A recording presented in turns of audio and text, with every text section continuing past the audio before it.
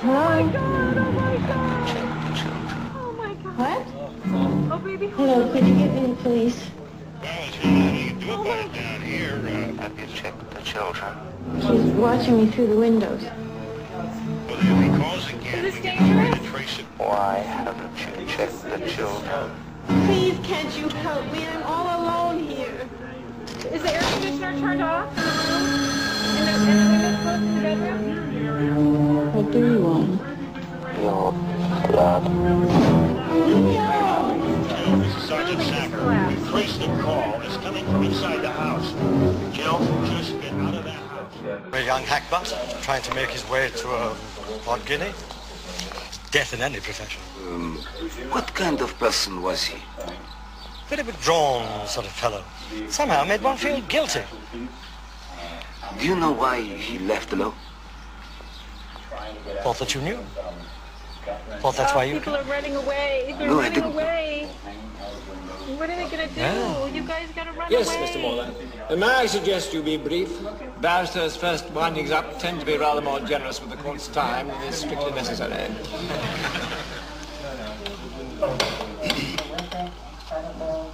My lord, the chief villainy of Mr. Lovelace's pamphlet lies in his open admission that he would do what he could to make a world saner and more humane than the world we live in. His phrase, not mine. He made curbside speeches. He even wrote to certain politicians and so-called princes of the church. Could you bring us to the charges?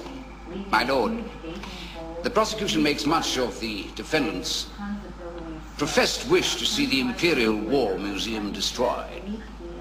Why, the defendant asks, do we send busloads of children to gawp at that collection of tributes to authorized murder? All these people A crime? running away. Well, look at this venerable courtroom. We're supposed to be civilized, aren't we?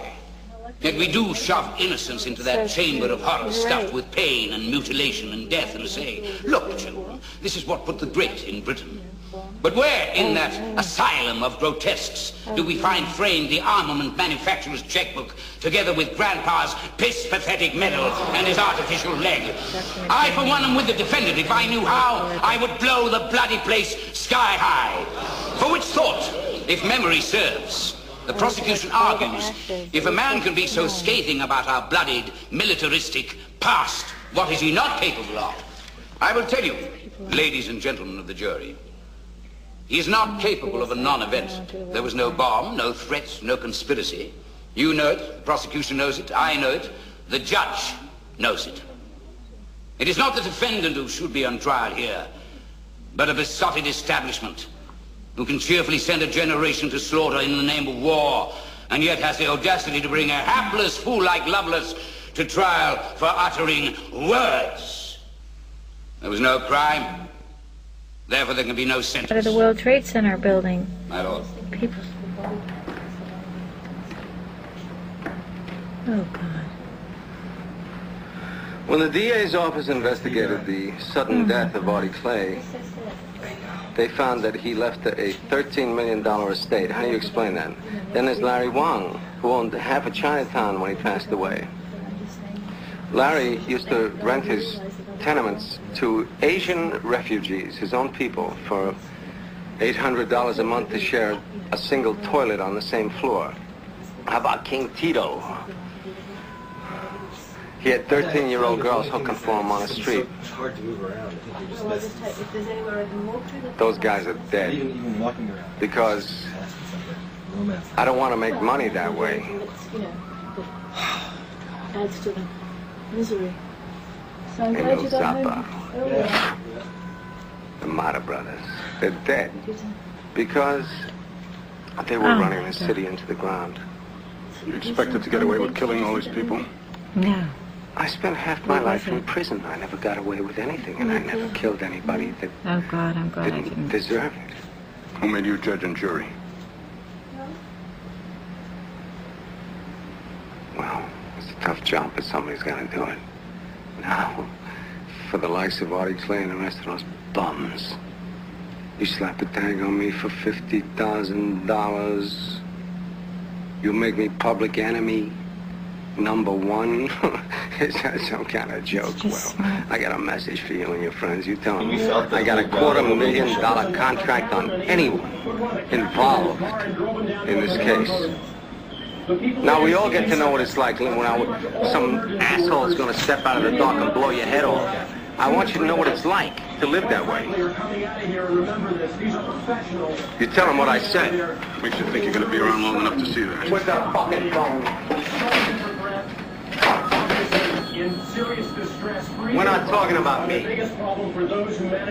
Talking about taking over drug Oh my God, there's no more World Trade Centers. You can't see much more than a block south of me right now. You think ambushing me in some nightclub's gonna stop what makes people take drugs? This country spends $100 billion a year on getting high. That's not because of me. All that time I was wasting in jail. It just got worse. I'm not your problem. I'm just a businessman.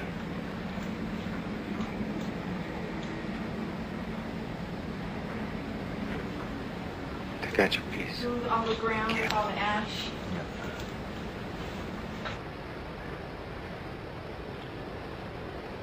Careful. The cuffs. Cuff yourself to the chair. It's a stupid thing to do, huh?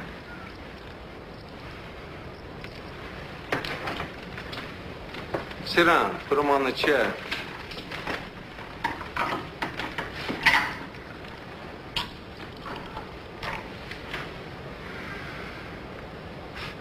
Now you know what it's like. Bang, bang.